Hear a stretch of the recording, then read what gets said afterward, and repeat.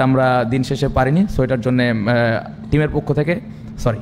সহজ রানের টার্গেটেও আফগানিস্তানের কাছে হেরে দেশবাসীর কাছে ক্ষমা চেয়েছেন অধিনায়ক নাজমুল শান্ত। স্বীকার করেছেন ব্যাটিং ব্যর্থতার কথাও। গ্রুপ পর্ব থেকে 3 ম্যাচ জিতে টি-20 বিশ্বকাপের সুপার 8-এ উঠেছিল বাংলাদেশ দল। টি-20 বিশ্বকাপের কোনো আসরে এটাই টাইগারদের সর্বোচ্চ জয়। তবে দ্বিতীয় রাউন্ডে বাংলাদেশ হয়ে উঠল একদমই অচেনা। 3 ম্যাচের সবগুলোই হেরেছে তারা। শেষ ম্যাচে আজ আফগানিস্তানের বিপক্ষে 115 রানও তাড়া করতে পারেনি টাইগাররা। আফগানিস্তানের কাছে হারের পর সংবাদ সম্মেলনে সমর্থকদের কাছে ক্ষমা চেয়েছেন বাংলাদেশের অধিনায়ক। তার মতে ব্যাটিং ব্যর্থতার কারণে খারাপ করেছে দল। শান্ত বলেন, সব মিলিয়ে টুর্নামেন্ট নিয়ে বলবো আমরা দল হিসেবে পুরো বাংলাদেশের সমর্থকদের হতাশ করেছি। ওয়ালটন ফ্রিজ কিনে অনেকের মতো আপনিও হয়ে যেতে পারেন মিলেনিয়াল। সেরা পণ্যের সেরা অফার।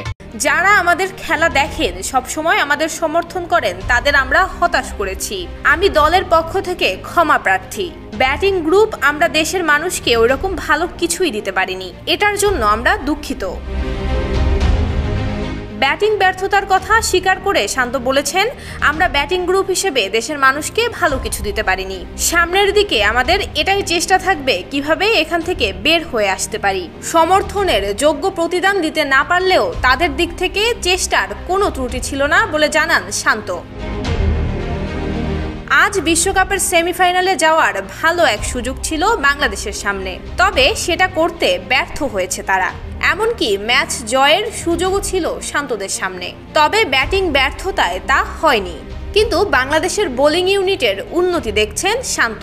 ম্যাচ পরবর্তী সংবাদ সম্মেলনে এই কথাই জানান অধিনায়ক। বোলাররা খুবই ভালো বোলিং করেছে।